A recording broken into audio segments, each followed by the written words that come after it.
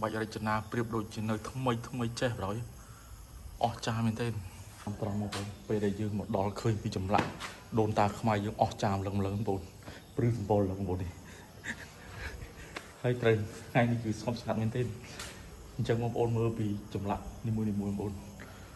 អូយអត់ដឹងតែហេតុអ្វីកន្លែងនេះបងប្អូនខ្ញុំចង់ថតឲ្យបងប្អូនបានឃើញពីទេសភាពផ្ដេកបានដឹងថាប្រាសាទរបស់យើងគឺធំអស្ចារ្យណាស់បងប្អូនធំមែនទេវ៉ាស្អាតណាស់គ្មានអ្នកណាទេបងប្អូនមានតែកូនខ្មែរយើងទាំងអស់គ្នានឹងឯងដែលជួយផ្សព្វផ្សាយគ្នាឲ្យគេបានឃើញថាប្រទេសរបស់យើងប្រាសាទរបស់យើងដូនតាខ្មែរដែលបានបន្សល់ទុកឲ្យអូយល្អល្អិតណាស់បងប្អូនទាំងក្បាច់រចនាទាំងខោអាវសម្លៀកបំពាក់ស្អាតមែនទេបងប្អូនបានទស្សនានេះអញ្ចឹងក្នុងវីដេអូនេះខ្ញុំនឹងថតទៅខាងលើនោះថតពីចម្លាក់គោសមុទ្រទឹកដោះឲ្យបងប្អូនបានទស្សនាដល់គ្នាតោះតាមដានជាមួយខ្ញុំបងប្អូន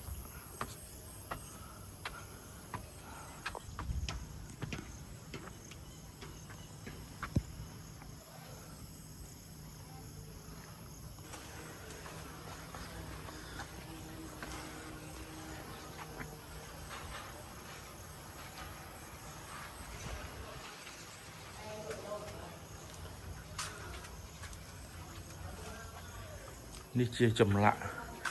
គោសមុទ្រទឹកដោះបងប្អូន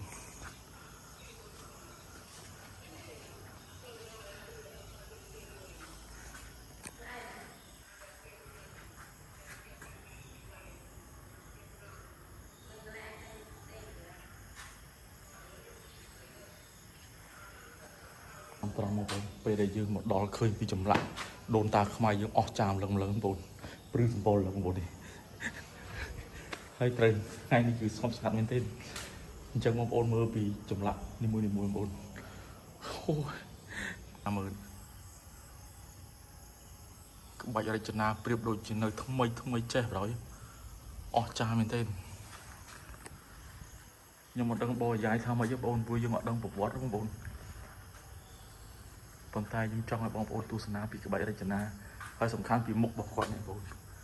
គឺសិតតប្រភពផ្សេងគ្នាទាំងអស់មានមុខផ្សេងគ្នាទាំងអស់បងប្អូន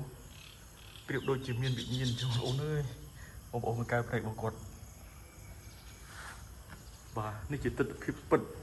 ខ្ញុំថតផ្ទាល់បងប្អូនអញ្ចឹងថ្ម original បងប្អូននៅពេលដែលអត់មានត្រូវភ្លៀងត្រូវអីចឹងបងប្អូនគឺអត់មានផ្លាស់ប្ដូរពណ៌ទេបងប្អូនតែចម្លាក់ថ្មនីមួយអស់ចាស់ណាស់បងប្អូនក្បាច់ចម្លាក់នីមួយ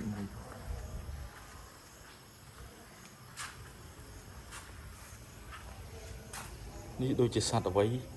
ដែលមានប្រមោយផងនេះផងបងប្អូនខ្ញុំអត់ស្គាល់ទេបងប្អូនហើយ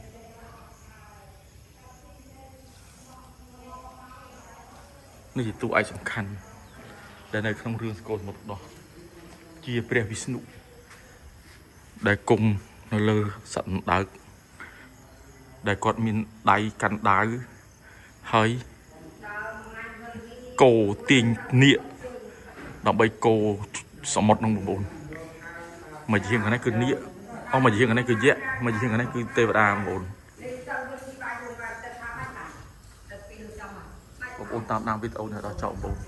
ខ្ញុំថតវាវិញបន្តិចដើម្បីបងប្អូនបានទស្សនាដល់គ្នាតាំងពីលើដល់ក្រោម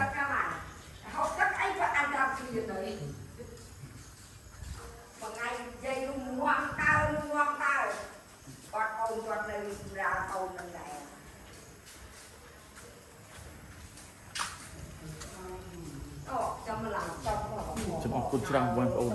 ដែលបានតាមដានវីដេអូនេះពីដើមរហូតដល់ចប់កុំភ្លេចជួយ share ឲ្យប្រើម្នាក់មួយផងអរគុណច្រើន